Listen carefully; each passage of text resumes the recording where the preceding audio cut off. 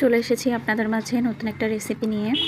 অনেকেই হচ্ছে ডিমটা খেতে চায় না, অনেক বাচ্চারা খেতে চায় না, কিন্তু আপনারা যদি এভাবে ডিমটা ভর্তা করে দেন মাস্ট বি তাদের খুবই ভালো লাগবে। আর এই ভর্তাটা যে এতটা টেস্টি হয়েছিল সেটা আসলে বলার মতো না। আমি আপনাদের সাজেস্ট করব যে আপনারা অবশ্যই এই ভর্তাটা তৈরি করে খাবেন। সাধারণত আমরা যেভাবে বাসায় ভর্তা করি, তো এই ভর্তাটা একটু অন্যরকমভাবে তৈরি করা হবে। তো ফার্স্টে হচ্ছে আমি হলুদ আর লবণ দিয়ে টমেটোটা একটু কেটে মাখিয়ে নিয়েছি, আর হচ্ছে শুকনো মরিচ ভেজে নিয়েছি বেশি করে। তো এখানে হচ্ছে টমেটোটা আমি যেটা মাখিয়ে রেখেছিলাম সেটা আমি তেলের উপরে একটু ভালো করে ভেজে নিয়েছি। তারপরে হচ্ছে আমি এই ভর্তাটা মাখাবো।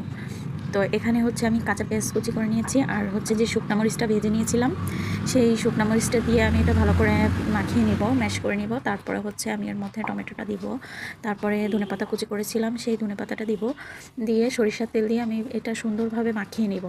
দেন হচ্ছে আমি এর মধ্যে ডিম দিব। এখানে হচ্ছে আমাদের বাড়ির দেশি মুরগির ডিম, এখানে 4টা ডিম দেওয়া হয়েছে।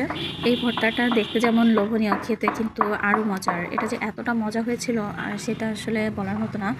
আর যারা ডিম পছন্দ করে না তাদের যদি এভাবে বাসায় তৈরি করে দেন তারা মাস্ট বি পছন্দ করবে। আপনারা অবশ্যই বাসায় ট্রাই করবেন এবং আমাকে জানাবেন।